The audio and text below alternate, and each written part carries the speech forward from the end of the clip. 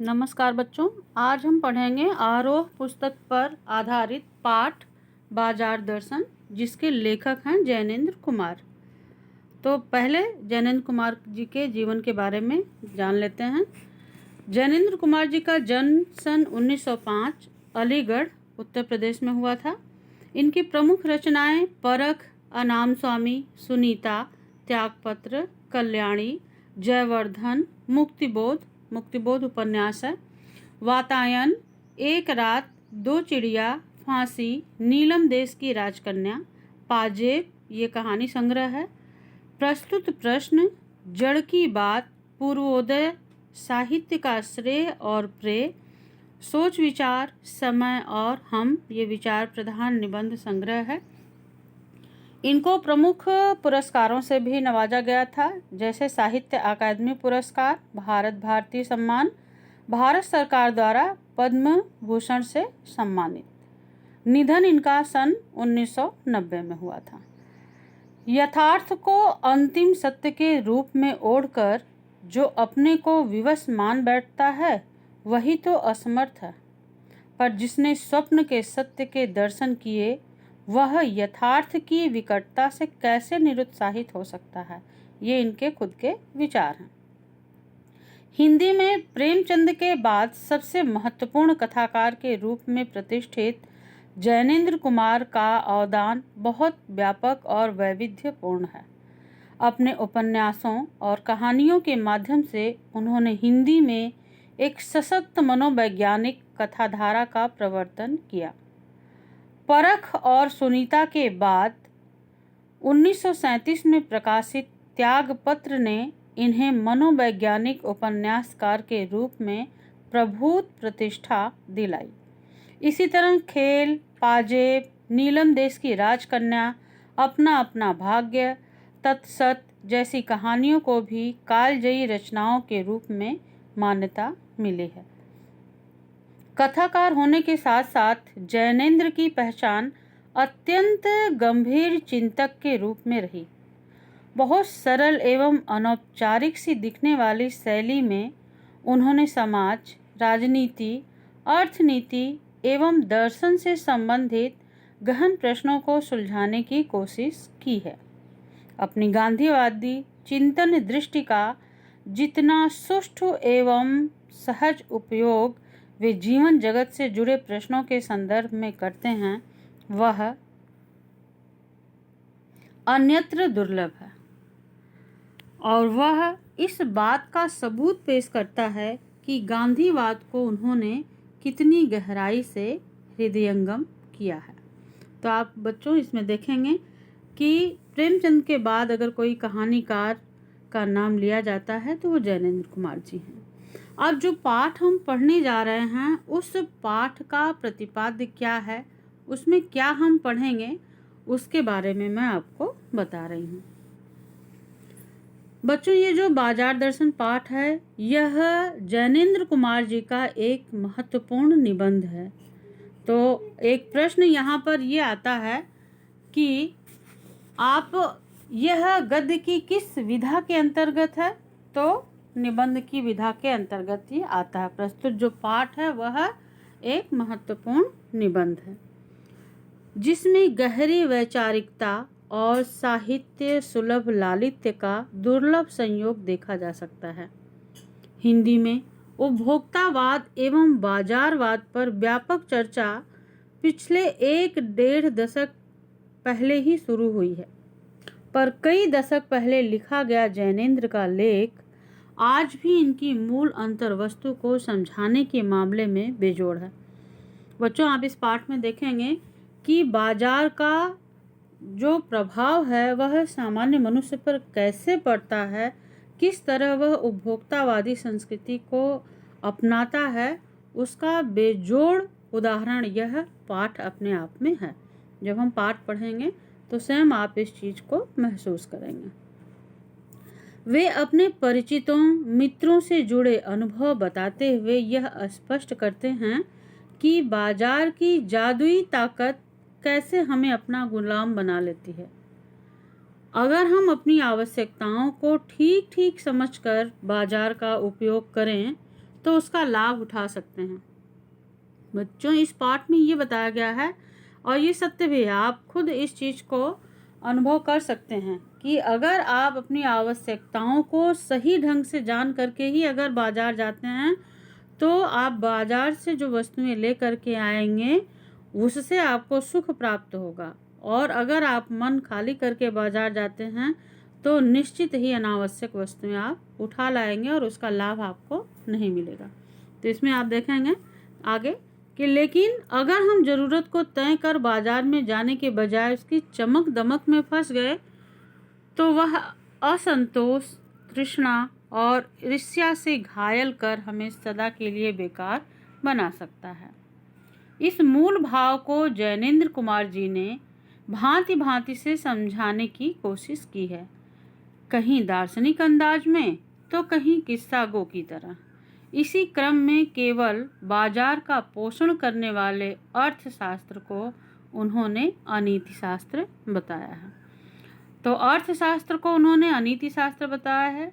इसका मतलब बच्चों ये है कि कोई भी कार्य यदि अपनी सुविधा के अनुसार और आवश्यकता के अनुसार किया जाता है तो ठीक है, और अगर अनावश्यक रूप से सिर्फ शौकिया उस चीज़ को हम खरीदते हैं जो अति आवश्यक हमारे लिए नहीं है तो वह अनीति शास्त्र के अंतर्गत आता है।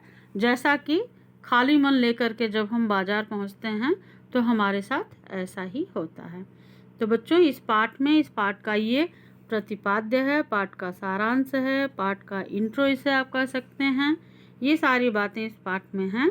अब हम पढ़ेंगे पाठ बाजार दर्शन। एक बार की बात करता हूँ, लेखक कह रहे हैं कि एक बार की बात करता हूँ, मित्र बाजार गए तो थे कोई एक मामूली सी चीज़ लेने, पर लौटे तो एकदम बहुत से बंडल पास थे।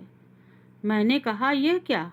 बोले यह जो साथ थी से तात्पर्य उनके मित्र ने अपनी पत्नी की तरफ इशारा करते हुए ये कहा कि ये जो सामान खरीदा है उसमें उनका कोई दोष नहीं है, बल्कि क्या हुआ है, इसको खरीदने की जो महिमा है वो उनके पत्नी की है। उनकी पत्नी के चलते ही ये इतना सारा सामान खरीदा गया।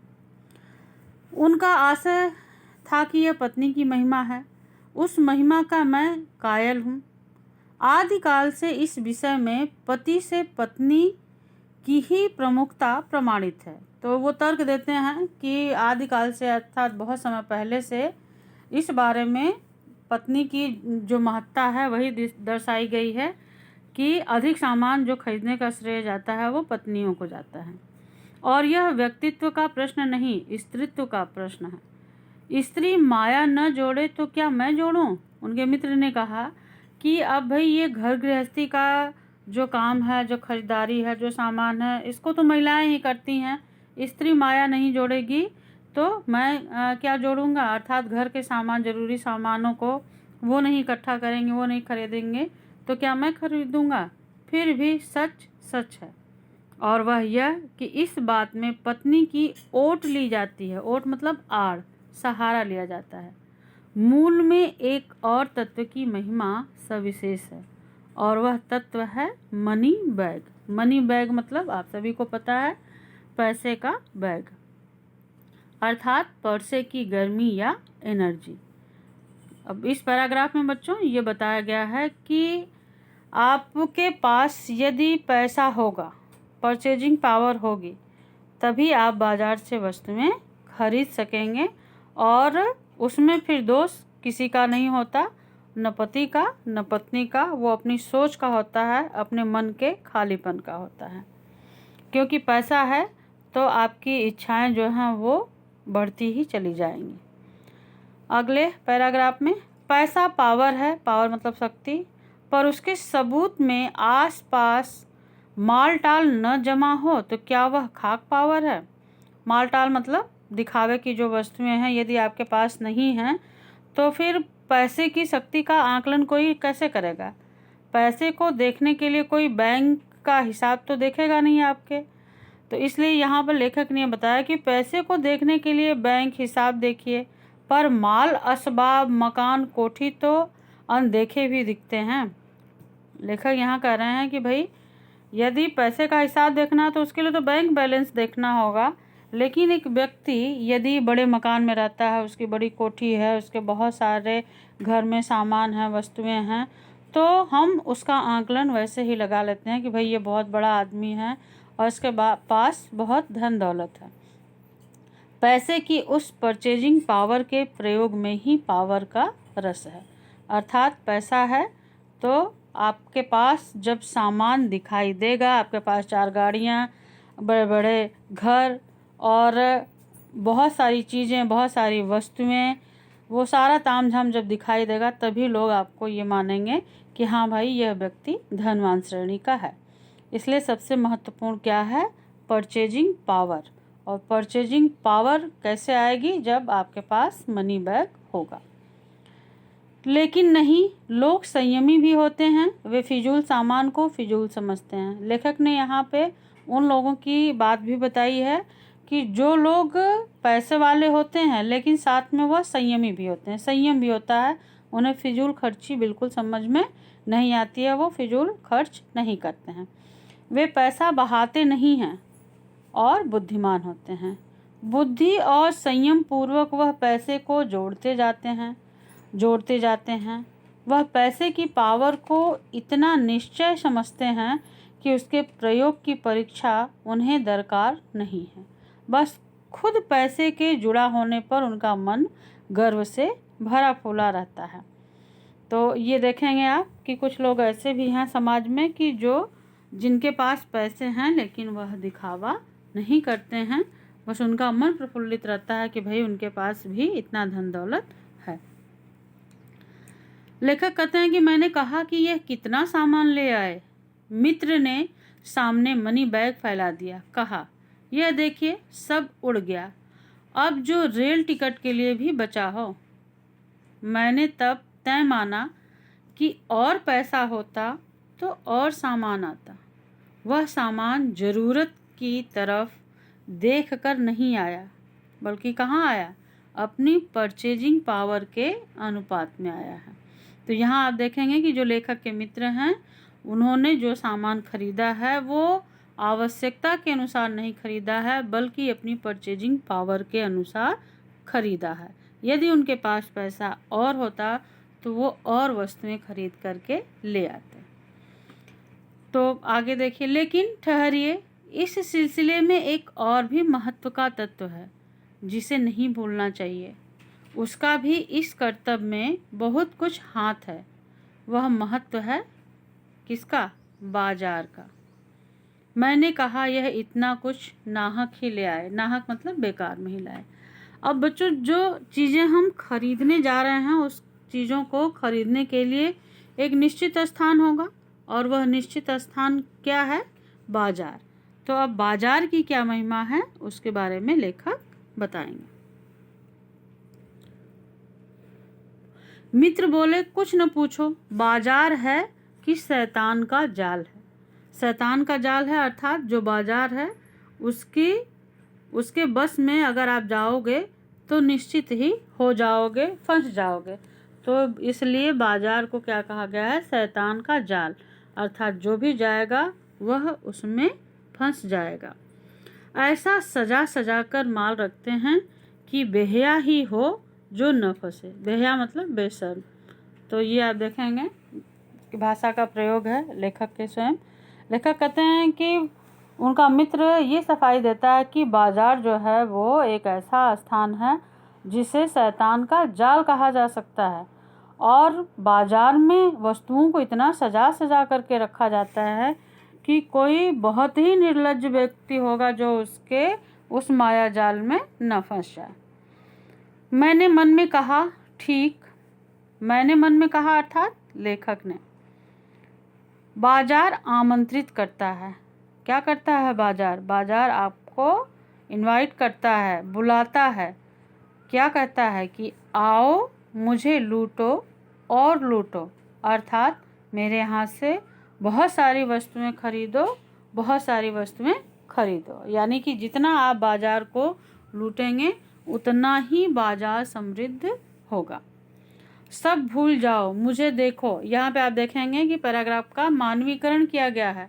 बाजार को ये बताया गया कि बाजार, चूँकि ये बातें व्यक्ति कह सकता है, लेकिन यहाँ पे बाजार के माध्यम से कहलाया जा रहा है कि बाजार कहता है कि आओ मुझे लूटो और लूटो। सब भूल जाओ मुझे देखो, मेरा रूप और किसके लिए है, मैं तुम्हारे लिए हूँ। नहीं कुछ चाहते हो तो भी देखने में क्या हर्ज है। अजी आओ भी। इस आमंत्रण में यह खूबी है कि आग्रह नहीं है, आग्रह तिरस्कार जगाता है।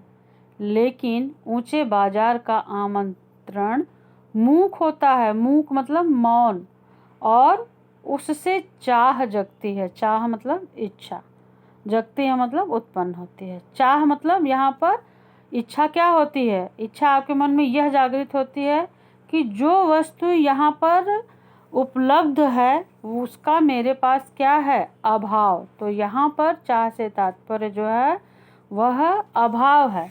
जैसे ही आप बच्चों, ये बहुत सामान्य सी बात है, जब हम बाजार जाते हैं हमारे पास उसी तरह की वस्तु घर में होती है, लेकिन जब बाजार में उसी तरह की वस्तुओं को हम देखते हैं तो हमें लगता है कि यह जो वस्तु है वो हमारे वाले से ज़्यादा अच्छी है, या यह जो वस्तु है वह हमारे पास क्यों नहीं है। तो इस तरह से हम उसके माया जाल में क्या होता है, फंस जाते हैं। क्यों? क्योंकि बाजार का कार्य ही यही है, उसका आमंत्रण ही यही है, उसका आग्रह ही यही है कि आप जाएं और वहाँ से अधिक सामान खरीदें। तो इसलिए वहाँ पर जब आप जाते हैं तो आपको लगता है कि इतना चीज़ें, इतनी सारी वस्तुएं नई नई मार्केट में आ गई हैं और हमारे पास कुछ भी नहीं है। आपके मन में यह चाह जो है वो उत्पन्न होती है। चौक बाजार में खड़े होकर आदमी को लगने लगता है कि उसके अपने पास काफ़ी नहीं है, और चाहिए और चाहिए। तो ये बच्चों आप देखेंगे जो छोटी छोटी मार्केट लगती हैं, आप उसमें भी चले जाइए हर हफ्ते, वहाँ भी आपको लगेगा कि चाहे कितनी वस्तुएं आपके घर में पड़ी हुई हों और कभी यूज नहीं हुई हों, लेकिन फिर भी जब आप उस जगह पे जाते हैं तो आपकी इच्छा उन्हीं वस्तुओं को फिर से खरीदने की होने लगती है, यह कह के कि ये नए फैशन का है, ये नया डिजाइन है आदि। मेरे यहाँ कितना परिमित है, परिमित मतलब सीमित है। तो ये हर एक व्यक्ति के स्वभाव की बात यहाँ पे बताई गई है कि जब व्यक्ति बाजार जाता है तो उसे लगता है कि हमारे पास तो कुछ भी नहीं है, बहुत कम है हमारे पास, सीमित है, और बाजार में कितनी अच्छी अच्छी वस्तुएं हैं। तो इस तरह से उसके मन में चाह उत्पन्न होती है। तो और यहाँ कितना अतुलित है, ओह, तो यहाँ अतुलित है, असीमित है। यह जब हम बाजार जाते हैं तो हमें खुद ऐसा महसूस होता है। कोई अपने को न जाने तो बाजार का यह चौक उसे कामना से विकल बना छोड़े। विकल मतलब व्याकुल। कोई यदि ये न सोचे कि भाई मैं यहाँ पर सामान ये नहीं खरीदूँगा, लेकिन बाजार में इतनी शक्ति होती है कि वह अपनी तरफ आकर्षित करते हुए उस वस्तु को खरीदने के लिए व्याकुल कर देता है। विकल क्यों? पागल। लेखक कह रहे हैं कि विकल ही नहीं, व्याकुल ही नहीं, बल्कि व्यक्ति क्या हो जाता है, पागल हो जाता है कि मैं किस तरह से इस वस्तु को खरीदूं। असंतोष, तृष्णा और ईर्ष्या से घायल कर मनुष्य को सदा के लिए यह बेकार बना डाल सकता है। यह कौन? बाजार। तो बाजार जो है वो इतना अधिक अपनी तरफ ग्राहकों को आकर्षित करता है कि ग्राहक व्याकुल न होकर के बल्कि पागल हो जाते हैं कि किस तरह से वह इस चीज़ को खरीदें। और यदि वे खरीद नहीं पाते हैं तो क्या होता है, ये आप स्वयं इस चीज़ को समझ सकते हैं, महसूस कर सकते हैं कि तब व्यक्ति में क्या होता है, असंतोष। उसके अंदर उस वस्तु को पाने की तृष्णा जगती है, लालसा जगती है कि किसी न किसी तरह से यह उसे प्राप्त कर ले, और अगर वो नहीं प्राप्त कर पाता तो उसका मन ईर्ष्या से घायल हो जाता है और हमेशा के लिए उसके मन में हीन भावना भर जाती है। तो एक मित्र तो इस तरह के थे जो मार्केट गए, बाजार गए, सामान कुछ लेना था, बहुत थोड़ा सा ही लेना था, लेकिन वो बहुत सारे सामान का बंडल लेकर के आए। और जब लेखक ने उनसे पूछा कि भाई ये इतना सामान क्यों, तो उन्होंने ये बता दिया कि ये उनकी पत्नी साथ में थी, इसलिए जो है उन्होंने इतनी सारी वस्तुएं खरीद ली जबकि लेखक का मानना यह है कि इन वस्तुओं को खरीदने के पीछे सबसे बड़ा जो तत्व है वह है परचेजिंग पावर, यानी कि पैसा है तो आप अधिक से अधिक वस्तुएं खरीद करके लाते हैं, चाहे वो आवश्यक हो या अनावश्यक। फिर आगे एक और मित्र की बात उन्होंने बताई है लेखक ने, यह दोपहर के पहले के गए बाजार से कहीं शाम को वापस आए तो खाली हाथ। तो एक मित्र की जो कहानी थी वो मैंने आपको इसमें अभी पढ़ाई है। अब जो दूसरे मित्र हैं वह बाजार गए, वहाँ से आए तो उनकी क्या स्थिति थी वो मैं आपको अगले वीडियो में बताऊंगी। अभी जितना हमने पढ़ा है पृष्ठ संख्या 88 तक, उस पे आधारित कठिन शब्दार्थ मैंने नीचे दिए हुए हैं और उससे संबंधित जो कार्य आपको करना है वो भी इसमें मैंने बताया है। तो आप देखेंगे कठिन शब्दार्थ 86 से लेके 87 तक है। इस पे परचेजिंग पावर, खरीदने की शक्ति, और फिर अनुच्छेद आधारित मैंने यहाँ पे प्रश्न दिए हैं। 2 अनुच्छेद हैं इस पृष्ठ पे 86 से 87 तक पे। तो इसमें आप देखेंगे 88 जो है वो मैं आगे पढ़ाऊँगी। तो ये पैराग्राफ पहला है कि उनका आशा था, ये पहले ही पेज पे आपको मिल जाएगा, वहाँ से लेकर के फूला रहता है पे 3 प्रश्न मैंने दिया हुआ है। पाठ तथा पाठ के लेखक का नाम लिखिए। सामान्य लोग अपनी पावर का प्रदर्शन किस तरह करते हैं, ये आपको पैराग्राफ से उत्तर मिल जाएंगे। सामान्यतः संयमी व्यक्ति क्या करते हैं, यह भी मैंने पैराग्राफ में आपको पढ़ाया है कि संयमी व्यक्ति वह अनावश्यक वस्तुएं नहीं खरीदते हैं। तो आप उसी में से इस प्रश्नों को करेंगे। ये लघु उत्तरीय प्रश्न है, अति लघु उत्तरीय प्रश्न है। इन प्रश्नों को आप लिखेंगे। पैराग्राफ पे आधारित प्रश्न बोर्ड में भी पूछे जाते हैं। दूसरा अनुच्छेद है पृष्ठ संख्या 87 पे मैंने लिख दिया है। 87 पे ही आपको ये पैराग्राफ मिल जाएगा। मैंने मन में कहा से लेकर के बना डाल सकता है, तो यहाँ तक पे आधारित ये प्रश्न है। वहाँ से इन प्रश्नों के उत्तर आपको मिल जाएंगे। कवि की कल्पना के अनुसार इस अनुच्छेद जो गद्यांश है के आरंभ में कौन किससे और क्या कह रहा है, तो ये आपको मैंने बताया था कि इस पैराग्राफ में क्या बताया गया है, मानवीकरण किया गया है और क्या है उसमें। तो आप पढ़िए पैराग्राफ को, उससे इसका उत्तर लिखिएगा। अगला है चाह का मतलब अभाव क्यों कहा गया है। तो मैंने बताया कि जब आप बाजार जाते हैं तो आपके मन में किसी वस्तु को खरीदने की चाह उत्पन्न होती है, और चाह तब उत्पन्न होती है जब आपको लगता है कि आपके पास उस वस्तु का अभाव है, इसलिए चाह को यहाँ पर अभाव कहा गया है। बाजार आदमी की सोच को बदल देता है, गद्यांश के आधार पर स्पष्ट कीजिए। जाहिर सी बात है कि आप जाते हैं कुछ और खरीदने और ख़रीद कुछ और लाते हैं, तो ये भी आपको उसी पैराग्राफ में से अंश आपको मिल जाएंगे, उसको अपने शब्दों में आप लिखेंगे। बाजार के चौक के बारे में लेखक द्वारा क्या बताया गया है। तो बच्चों इन प्रश्नों के उत्तर आप उसमें से पैराग्राफ में से चुन करके लिखेंगे और याद करेंगे। अगले वीडियो में मैं पृष्ठ संख्या 88 से पढ़ाऊँगी और दूसरे मित्र के बारे में बताऊँगी कि वह गए थे तो जब वह बाजार से आए तो उनकी स्थिति क्या थी। ठीक है, आप लोग प्रश्नों के उत्तर लिखें और याद करें। धन्यवाद।